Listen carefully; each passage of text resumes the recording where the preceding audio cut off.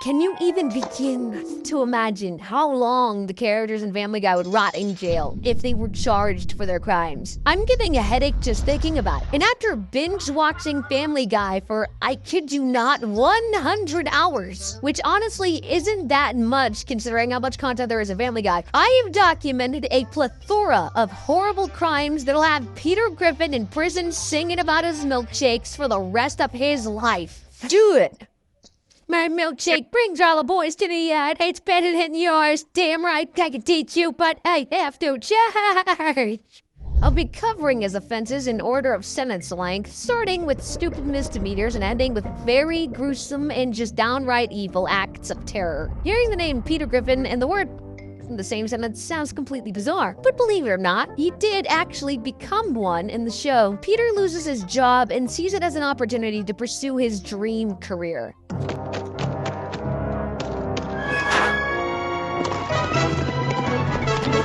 Oh my god, I'm gonna die. To the owner of a yellow Hyundai, your car is being towed. What? What? How does one get a job as a jouster in the 21st century? But before trying out for jousting, he dabbled in another unusual line of work. Has Dad found a permanent job yet? Your father's going through a bit of a career transition, searching for something that fits him just right. Well, clearly it's not that tube top. Looking for a good time, sweet cheek? Oh my god. Hey, get in the car. Okay, but it'll cost you. What do you want, a Cleveland steamer? I said get in the car. Whoa, whoa, whoa, be cool. Yeah, should go to Maple Street and then, get in the car right now. It's eerie, isn't it? Like looking into the future. You see Peter get nervous when those cops pulled up? That's because is illegal in Rhode Island. Hooker Peter can be thrown to the slammer for 6 months, and a criminal conviction will make it even harder to find a new job. Stewie has killed millions of innocent people, and karma almost came for him in the form of his awful family in the episode Brian Griffin's House of Pain. Chris sneaks into Meg's bedroom and reads her diary. She catches him, and a fight breaks out with Stewie caught right in the middle. Yeah. Well, I'm off to buy imaginary groceries.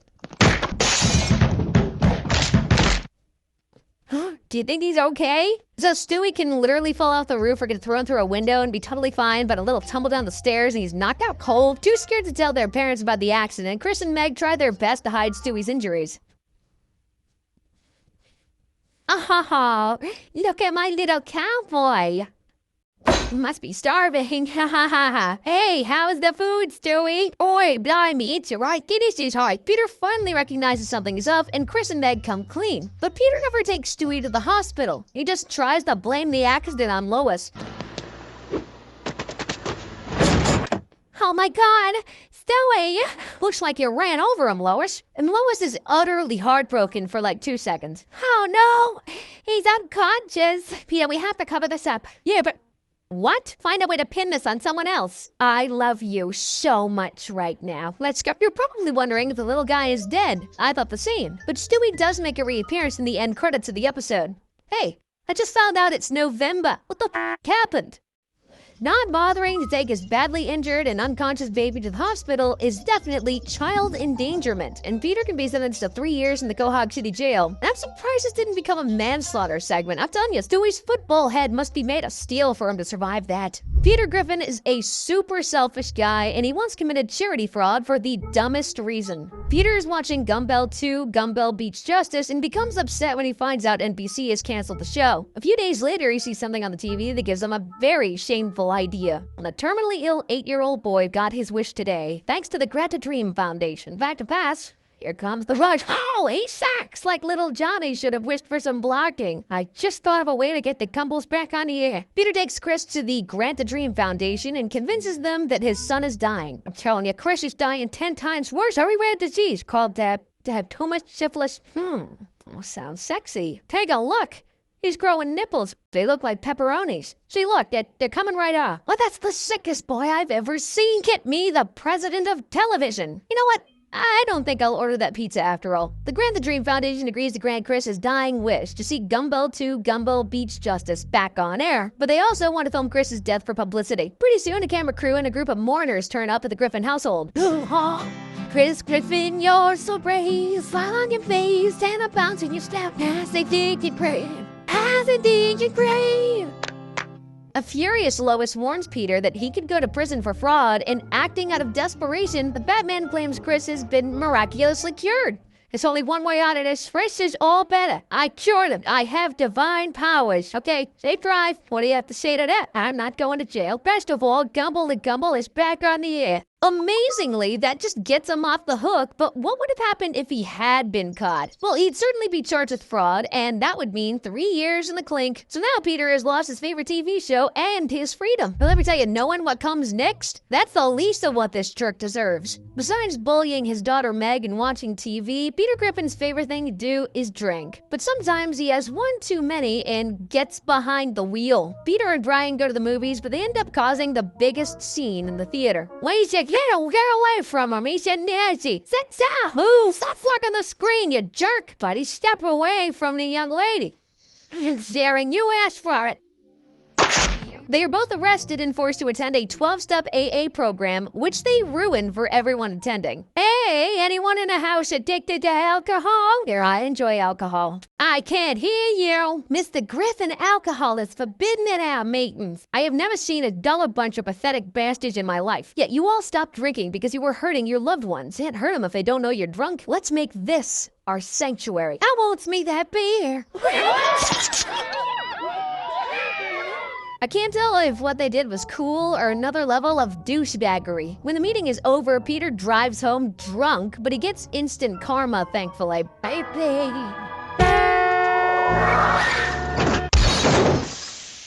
Peter has then a near-death experience where death shows him what kind of person he'll become if he continues with this heavy drinking of his. All right, family, line up for cigar burns. Ah, yo, yow, da, ah. He already abuses his family anyway, though. Now he just looks slightly more slobbish and dirty. Death gives Peter one more chance after he agrees to drink in moderation from now on.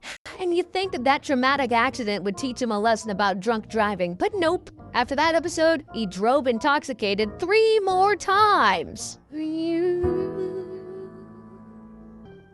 Okay, Joe, you're drunk. Give me your keys. And I'm drunk, so I'll give you my keys. Now we're both good to drive home. You been drinking tonight, sir? Oh, no, officer. I'm gonna need you to step out of the car and walk. All right, you be safe, sir. Nothing better than a 7 a.m. beer and an unbrushed mouth. Peter, I don't want you drinking too much.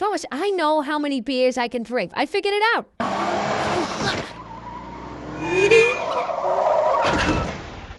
7. 6. Peter drove drunk at least 4 times in the show that I found, so his total sentence would be at least 4 years in prison. He'd also get banned from driving for 3 years, but I think the selfish jackass should be banned for life. Peter will not hesitate to help out his buddy Quagmire, especially when there's money in it for him. Quagmire and the rest of the pilots at the Quahog Airport go on strike to make ends meet. He turns to stripping. I am in the full, upright, and locked position.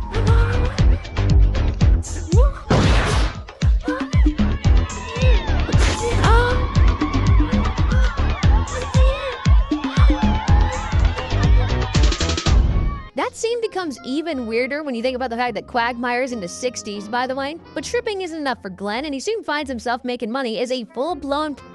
Unfortunately, a lonely old lady tries to dupe him over. Luckily, his pal Peter can force her to pay up. Hey, you didn't pay my friend. Stop it! I can do this all day. I love button. Fine, here's her money. She's lucky Peter didn't kick the door in and knock her lights out. You know how quickly he can turn violent. Quagmire offers Peter a cut, marking the beginning of Peter's pimp career. I'm taking what they give, it doesn't work the bar.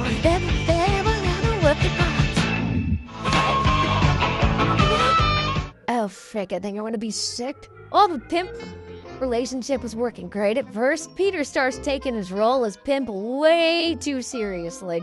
Dang, Quagmire, you're lucky. He take care of you. That's great. I'm making a lot of money. I'm actually very hungry. You want to eat? Get up to that bar and earn your keep. What should I ask for? 500? You're trash. Ask for 2. You know I hit you and whore you out because I love you, right? Dude's a menace. He needs to be stopped. But a fabulously dressed one. Peter and Quagmire both quit the industry in the end, probably due to the trauma this client gave them both. Big teeth, help! She wants to do German things. What? No, he hasn't eaten anything in days. It's not gonna work. Night. 9. She's got us both. Help us, HBO camera crew. Is forbidden in Rhode Island, and that means pimping is too. For acting as Quagmire's pimp, Peter can be sentenced to 5 years in jail. I'm sure the other inmates will have a good laugh when they find out what he's in there for. Peter and Carter hate each other, so it didn't surprise me when he jumped at the chance to rob his father-in-law. The guys are gearing up for a fun day in paintballing, but Joe bails, thinking Bonnie might go into labor anytime soon. Fed up with Joe blowing him off, Peter decides to induce Bonnie's labor by playing the most boring TV show he can think of. 2.5 Men. Well, it works, and Bonnie is rushed to the hospital where she gives birth to a beautiful baby girl. Here's your baby. She's beautiful. She sure is, Joe. It's hard to believe she's already 18. You can always count on Quagmire to ruin a special moment. Joe was overjoyed at the birth of Susie, but his happiness quickly turns to worry. I got her hospital bill this morning. It's $20,000. Oh my God. Shouldn't they close the curtains for that? The guys turn to Carter Pewtersmith and ask him to help Joe, but he's not very charitable. Joe's getting desperate and we haven't raised nearly enough. Is there any way you can help us out? Of course, but it's funnier to me if I don't. In about an hour, I'm gonna piss away 20 grand. Dang, Carter makes Ebenezer Scrooge seem like a philanthropist. Feeling desperate and angered by the rich jerk, Joe and the guys plan to steal the money themselves. Peter, Quagmire, and Cleveland all sneak into Carter's party wearing bad mustache disguises, and, following Joe's instructions, they commit a heist. Come here.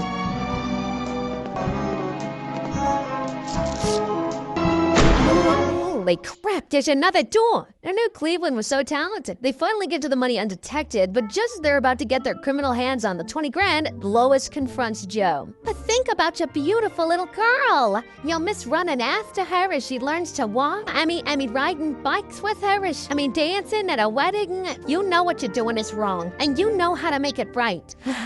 Guys, put the money back and get out of there. I guess parking the CCTV van right outside the Griffin's house wasn't a very smart idea, huh? Had that not happened, Peter, Quagmire, Cleveland, and Joe would all be charged with burglary, and a guilty verdict would mean 5 years in prison. But hey, it'll just be like hanging out in the Drunken Clam together, except there's no booze and there are bars on the windows. Being kinda messed up in the head and not giving a damn about what other people think, Peter Griffin gets nude whenever he feels like it. While he walks around his home stark naked probably on the daily, he's also known to strip off in numerous locations, such as parking lots.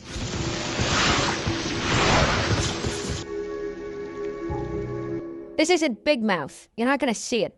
The Drunken Clam. Peter, wear your clothes. I need your gun. No problem, evil-looking Peter. Internet cafes. Oh, yeah. Chinese, Lois. Job interviews. Oh, my God. Hi, we're here for the interview. Thanks. You have no clothes on. Must be having one of those dreams again. Better wake myself up. Oh, thank God. Well, time to apply for this small business loan. His in-laws home. Why are you naked in my house? Why aren't you?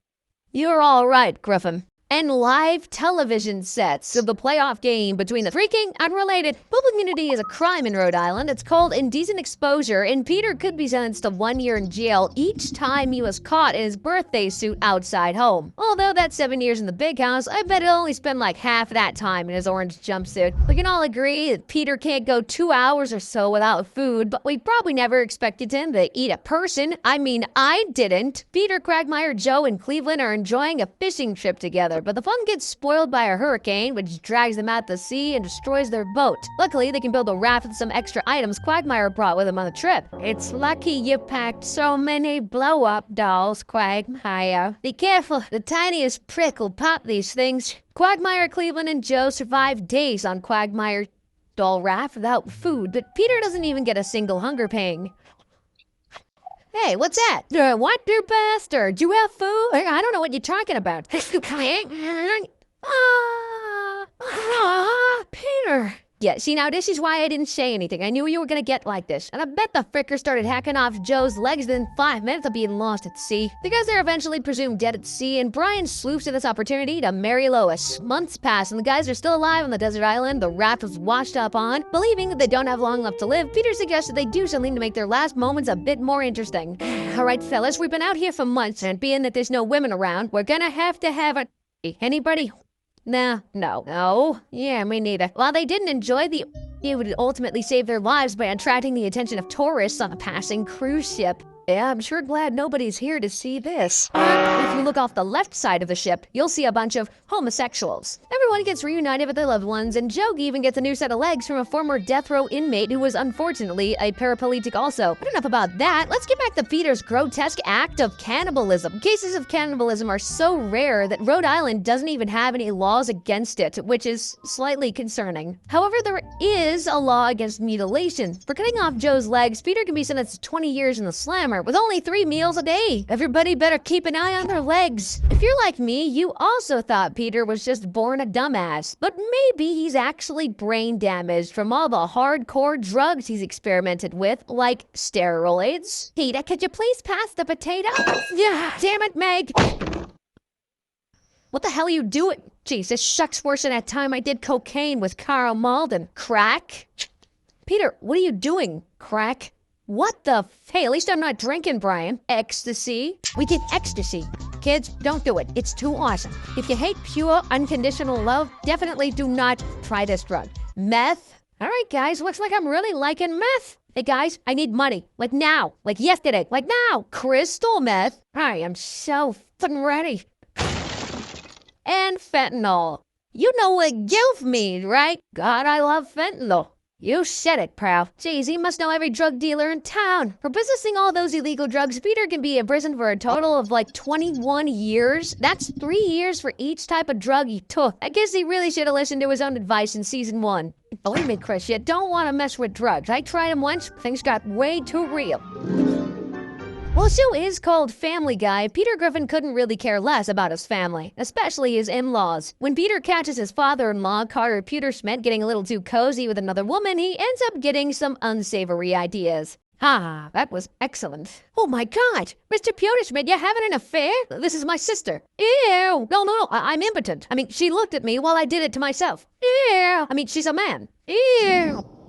We need more E's and W's down here now. That scene always guides me up, dude. Peter stays silent about the affair at first, but after a few drinks to the drunken clam, the guy convinces him to use the situation to his advantage. He heads to the Pewtersmiths and blackmails Carter, but not for money. Staying true to his character, Peter demands his father-in-law participate in whatever silly activities he says, and that includes a limo joust.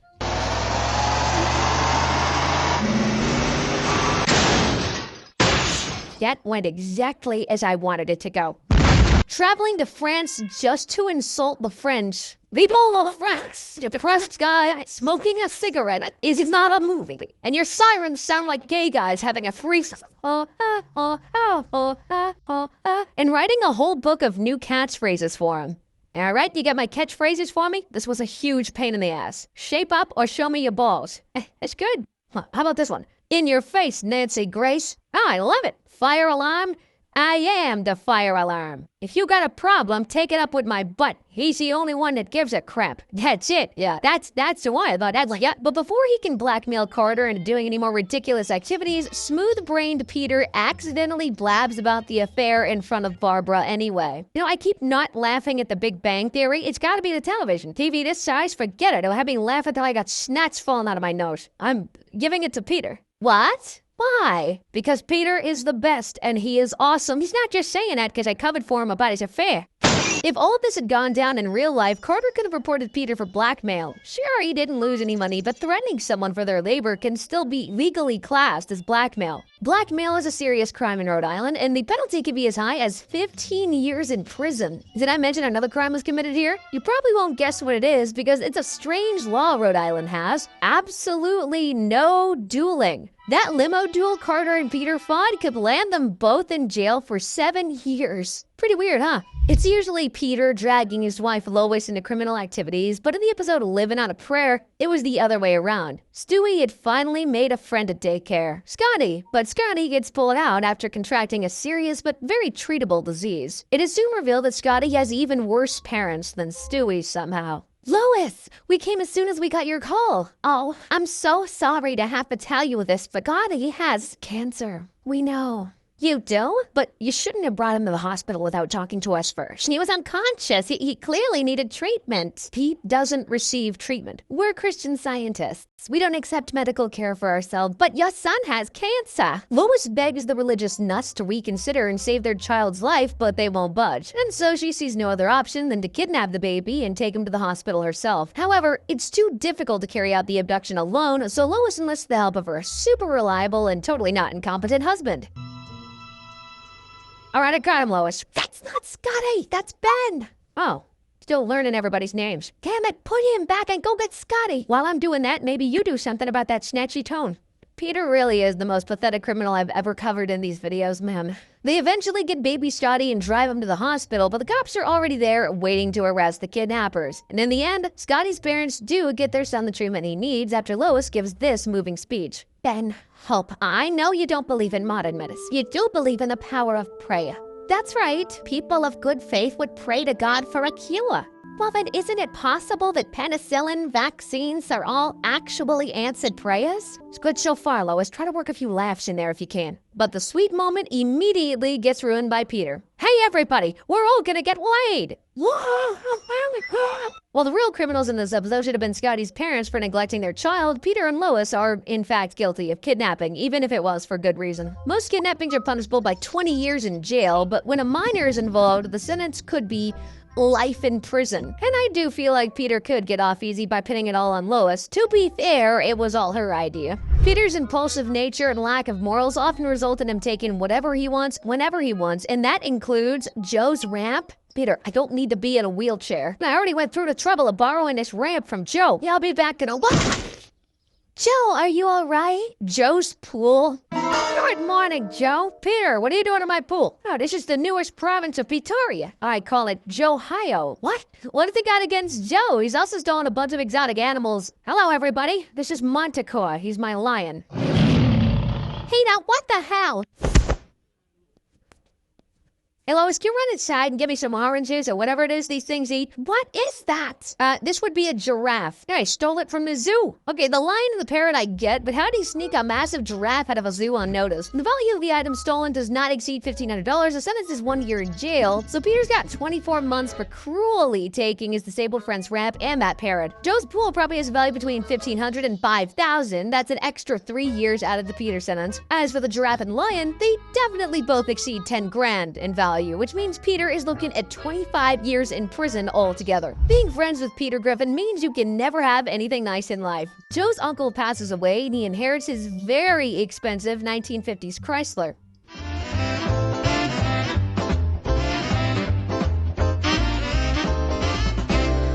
Really is a nice car, though. I can't believe I'm actually jealous of a cartoon character. Peter, Quagmire, and Cleveland show up, and naturally, they want to ride in the cool car.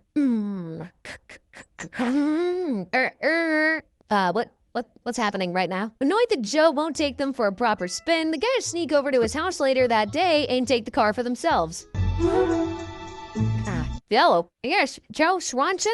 Would you be willing to take a half-hour survey while facing the wall? And they may have successfully borrowed the car had Cleveland remained in the driver's seat. Look out!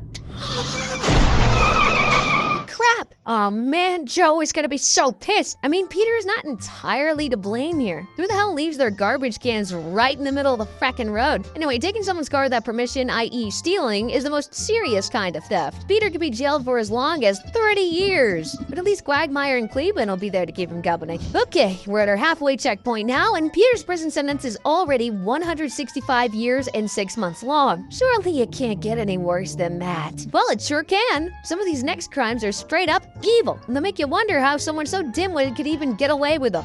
Peter Griffin rarely tries to better himself, so when he decided to make a fresh start as a farmer, I was intrigued, to say the least. When the Griffins return home one day and find they've been robbed, they decide to move somewhere safer, away from the hustle and bustle of Quahog. Here we are, everyone, the Griffin family farm. Just as the family are beginning to adjust to the farm life, a tornado hits. They take shelter in the storm cellar and discover a little secret about the previous owners of the farm. You guys, there's a fully functional meth lab in our basement. We have to call the police. Whoa, wait, hang on, Lois. When you really stop and think about it, this meth lab is our best chance to make meth in a lab. What are you talking about, Peter? I'm talking about saving the farm. Well, the meth was only supposed to be for the customers. Brian returns home from college to find out his whole family have become meth heads. Hey, everyone, I'm back. What the hell is going on? She's working on a family project and I might have the solution to our farming trouble. That's nice, Brian. Oh yeah, we're meth dealers now. So was killing Meg part of the family project? And what are the dogs for? I have so many questions right now. Peter's bragging about how much cash he's made gets interrupted by a news report detailing the city's staggering rise in meth usage. Seeing Quahog get destroyed because of their meth is enough to snap Lois back to her senses. She suggested they all return home and go back to their old lives. And Peter and the kids have no choice but to follow her once this happens. An explosive batch of thermoreactive That fiery explosion destroyed all evidence of Peter's meth business, so he never got his comeuppance in the show. However, if cops did bust into his meth lab in real life, Peter is really gonna regret not sticking with cattle farming. Meth is classified as a Schedule II drug in Rhode Island, and dealing it could result in a 30-year prison sentence plus a fine of $100,000. But I doubt the fine would bother Peter that much. I mean, his meth business probably brought in at least $1 million. Judging by how much Peter loves Garfield, God, I can't hear Garfield. I also went to the video store and got Garfield. You'd expect him to be a huge animal lover, but that's not the case at all. Just look at how he treats his furry friend Brian. God, Nita, I'm home from the market. I got cake sandwiches. Oh, that's way better than chicken parm or Yogi Bear.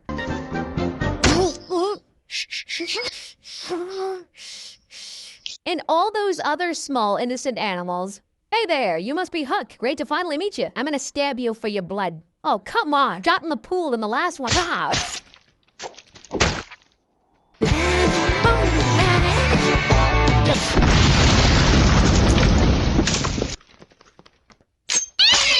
Oh my God. Well, you guys relax. She's got 8 more lives. Kill 2 birds with 1 stone.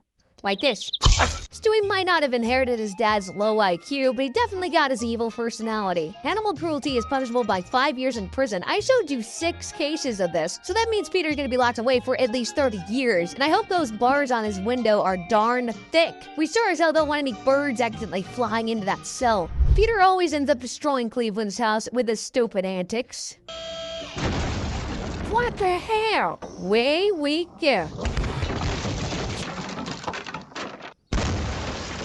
No. Hey, you're not the same giraffe from last night. Get out of here. What the hell? No. Cleveland's home insurance must be through the roof, dude. No pun intended. The penalty for criminal property damage in Rhode Island is 5 years in jail and a fine of 3 times the amount of damage caused. Peter destroyed Cleveland's house 9 times throughout the show. That means Mr. Griffin's looking at about 45 years in prison and a fine of, $100,000. Again. Meg knows she's not exactly her dad's favorite kid. Thanks, didn't want to pay for the whole. But she probably never would have expected Peter to literally sell her. Peter arrives at Goldman's pharmacy without a wallet, so Mort generously opens up a tab for him. But instead of buying the he came in for, Peter goes on a shopping spree, buying 8 cases of syrup of Epicac for something very important and urgent he absolutely had to do. All right, you guys, I got 8 crates of Epicac from Mort. Now, whoever goes the longest without puking gets the last piece of pie. Okay, here we go. How's everybody doing? Good so far. All right, nothing yet. Cool. That's from the bake sale that Lois would be. One down. I know somebody who won't be having it. Feel funny. Well, I feel fine. I guess I'm gonna. That means I win. I get to eat. Oh God. Oh my God, my insides are on from there. You better get ready to vomit again because he owes Mort $34,000. Unable to pay off the debt, Peter makes a very illegal and unethical trade with Mort. Listen, I got another idea. What if I sold you my daughter? Huh? What? Yep, all you gotta do is sign this contract. You can't sell me, you fat son of a bitch! While Meg is initially sold to become Neil's love interest, he soon becomes interested in another girl, and Mort finds another purpose for Meg. Boy, this was a better acquisition than I thought.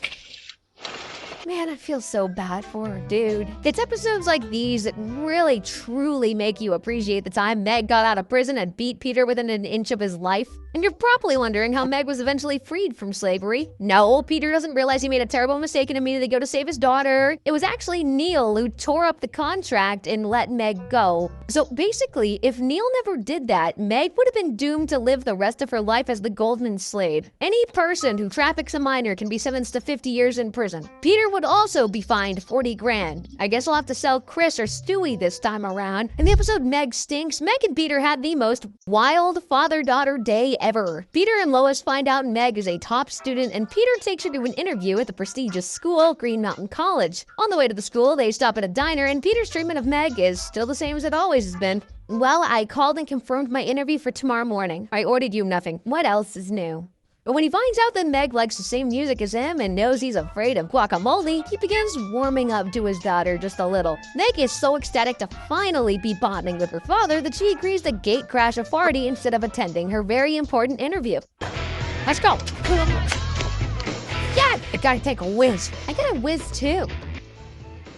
You got a funny little wiener, but you're a nice guy, Meg. I'm just gonna pretend like I didn't see that. Lois is pissed when they get home, but Meg's just happy that she got to bond with her father. Lois warns that Peter will ruin her future if she continues hanging out with him like that, and she couldn't have been more right. Meg, you've probably wondered how on earth I pay for all my shenanigans. This is a robbery. If this bitch moves, shoot him in the eye. I don't want to do this. You have to. We're buying a zebra. Dad, there's no time to argue. Who's the manager here? I am. What are you doing? You said if he moves, shoot him. Oh, I'll get the car. Kill everyone else.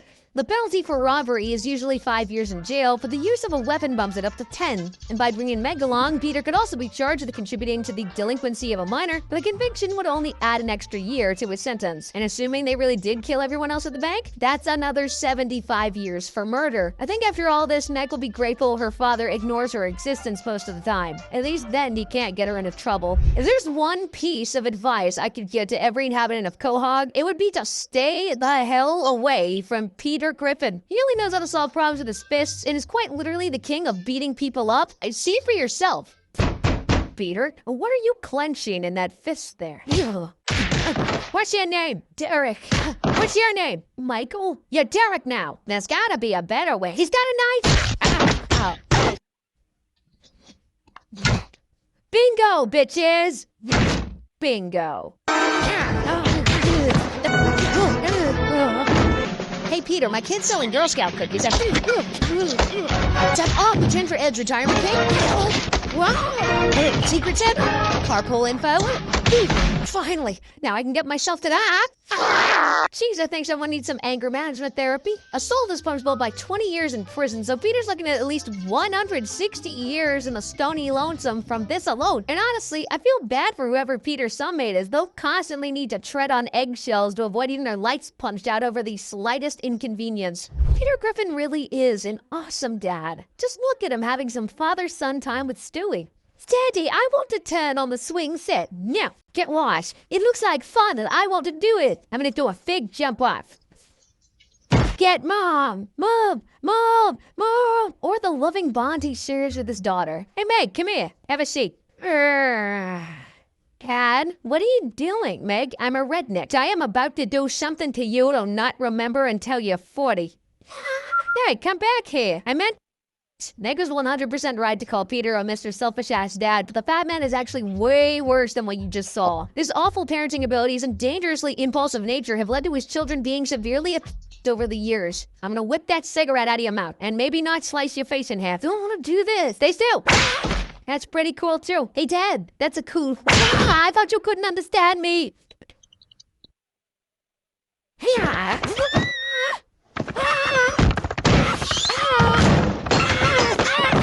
Dad, what are you doing? We're gonna hurt for about 3 weeks.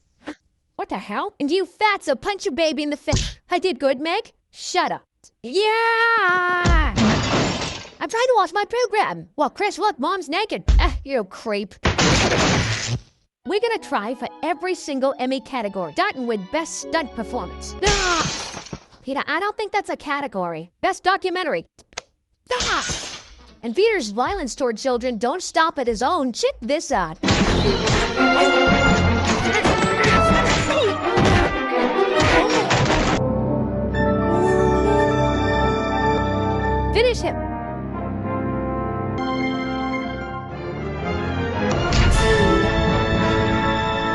Hey, that is the last time you are gonna pull that crap. Do you hear me? Yes. So you are gonna hold down that football until Charlie Brown kicks it.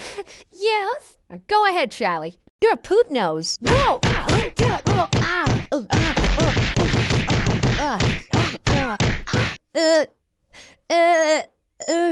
You see that fire extinguisher there? That's enough. Yeah, that's enough. That's enough. Yeah. Peter, the boat's right there. We'll totally make it. Shirley standing on the boat. Made it. And here's a fun fact for you. Peter Griffin was actually based on a security guard at the college Seth MacFarlane went to. I sure as hell wouldn't want to have been that guy's kid. Peter clearly inflicted enough damage on the kids to be charged with first-degree charge. He'd be sentenced to 20 years per account of... So the kitty beater would be gauged for 280 years. And child abusers are notoriously hated by other inmates, so hopefully Peter will be in for a taste of his own medicine. Remember the episode Amish Guy? The one where Peter tried to massacre around 20 Amish farmers? The Griffin's car breaks down on the way home from Six Flags, leaving them stranded in Amish country. They end up staying at an inn, and Meg falls in love with an Amish boy named Eli. However, Eli's father, Ezekiel, is not impressed with Meg. As for you, I suggest you stay away from my son, you harlot. Meg runs to Peter crying, and he tries to win over Ezekiel by showing him rock music. This causes an angry mob to descend on the inn, and the Griffins escape the Amish on a horse and cart. They finally arrive home, but they find their house has been completely vandalized.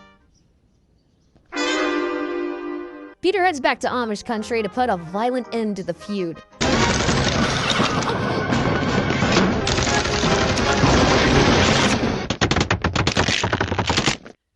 Dang, they rebuilt that barn as fast as a cart too. Oh, Meg and Eli rush to stop the fighting. Dad, stop! Leave him alone! Kill that man! That man is my girlfriend Meg! And actually managed to talk some sense into their fathers. The fighting ends and Meg and Eli part ways, realizing they just can't be together. Eli won't be the only person Meg might never see again. Peter will be facing 20 years for each Amish guy he attempted to murder. I saw around 20 men in that clip. That's 400 years in prison, baby. But I think Meg will be the only one sad about losing Eli. After all, Peter has been a total jackass to her all her life. Most of the blood on Peter's chubby hands is the result of his reckless behavior causing disastrous accidents. He has also committed dozens upon dozens of cold-blooded murders, and I must warn you, some of them are pretty damn brutal.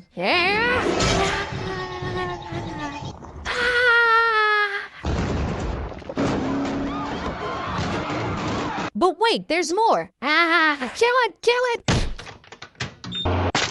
Hi, Dad. My name is Peter, too.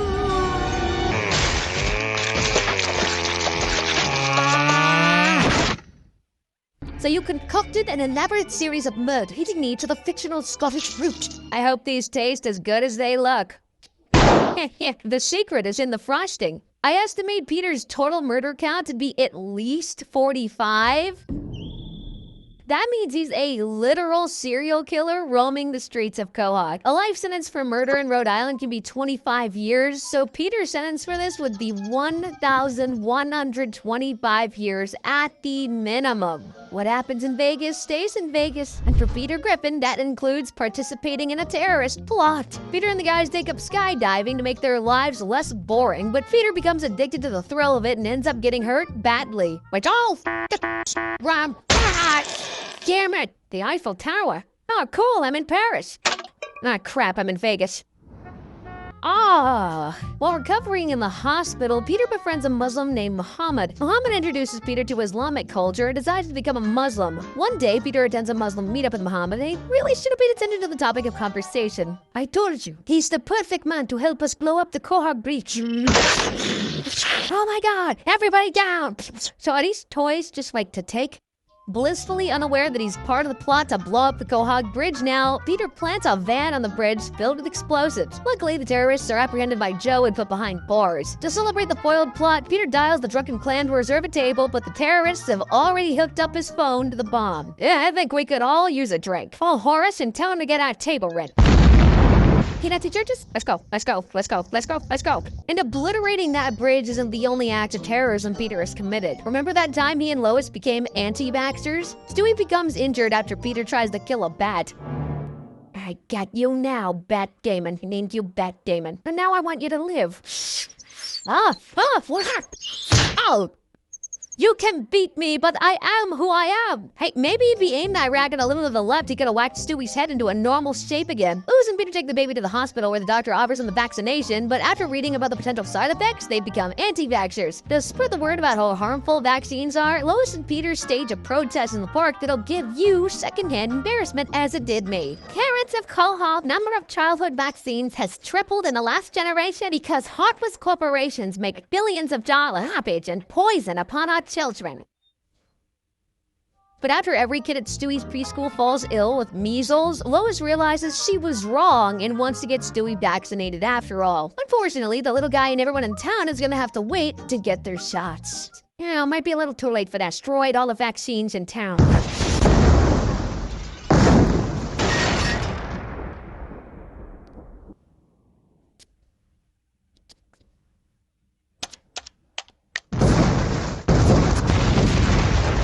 Alright, what else did I have to do today? Ah yes, overdose in my apartment. Off topic, but that 30-second clip was more interesting than the entirety of Joker 2. Terrorism is a Class X felony everywhere in the US, and a conviction means life in prison without parole, period. But if Peter was just charged with murdering all those people on the bridge and at the vaccine factory, his sentence would be 25,000 years. And that's just me assuming 1,000 people died as a result of the carnage. Peter is a great big dumb oaf, and his stupidity and self-centeredness had resulted in dozens of innocent people being killed and maimed in tragic accidents. One of the worst examples of this was the time Peter tried to impress his boss. What do you want, Griffin? Angela, look out your window. Bush billboard next to the children's hospital. Watch this.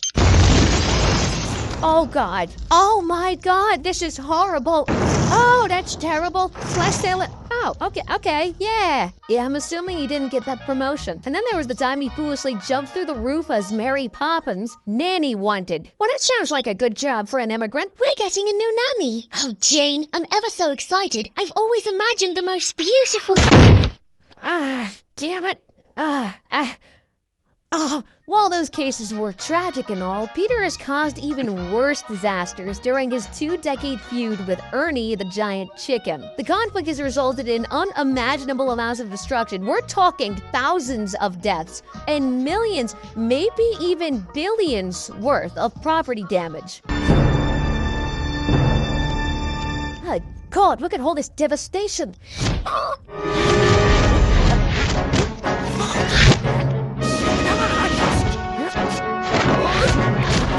And did you know that Ernie is actually a real giant chicken? Like, I always thought it was some weirdo in a suit. Since Ernie is an animal and therefore immune to criminal responsibility, that means Peter is solely to blame for everything. I estimate that at least 15,000 people have died as a result of Peter's reckless shenanigans. Manslaughter can carry a sentence of 30 years in prison, and times that by the death toll, that makes Peter's sentence in prison 450,000 years long. And there you have it. Peter's grand total prison sentence is 476,266 years and 6 months long. But there were definitely characters who can top that. Click the screen to find out who is an even worse criminal than Peter.